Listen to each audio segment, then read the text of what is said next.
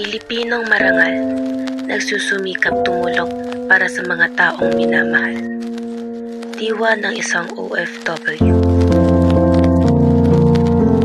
Kahit na dugot pawis ang kapalit, hindi susuko kundi ipipilit. Ang pagiging OFW ay ang kabaligtaran ng madali. Walang tiyak na panahon kung kailan makakauwing muli. Mga mahal mo sa buhay na makikita mo lamang ng sandali. Nangungulila sa yakap at haplos sa bawat pag-uwi. Nakakatanggap man ng pagtutukso galing sa amo, hindi pa rin tumitigil para sa buhay na pinangako. Sa buhay ng isang OFW, nang hangad ay pagtupad ng pangarap. Ginagawa nila ito, walang iba, kundi para sa hinaharap. Kahirapan ay titisin sa ngalan ng pag-angat at pagtaas. Nagpapanggap na matatag, nagpapanggap na malakas. Kailan ba ito matatapos? Bakit parang wala ng wakas? Tuloy-tuloy na pagtatrabaho, walang tapos. Estudyante sa umaga, doktor sa gabi. Ang pagtatrabaho ay walang pinipiling edad.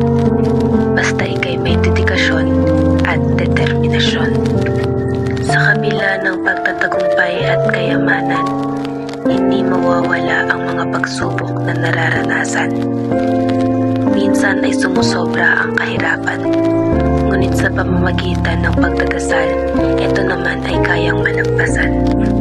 Mga gawaing hindi na matapos-tapos, susuko na, nahihirapan na ng lubos. Kakayanin pa ba ang pagod na nadarama, sapagkat ako ay pagod na. Sa landas ng buhay, pagkakamali hindi maiiwasan. Ngunit sa bawat mali, aral ay natututunan. Kay tagal kong hinintay ang aking pag-uwi, sa gabi-gabi ay hindi na mapakali. Akala ko ikaw ay sasaya sa aking pagbalik, ngunit wala ni yakap o halik. Iba ang ipinahihiwatig ng iyong muka, ligaya ay hindi na silayan. Labis ang aking paghihirap, ngunit para sa iyo wala lang ito.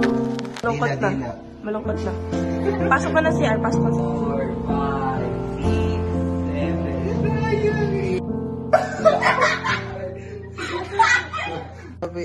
Go.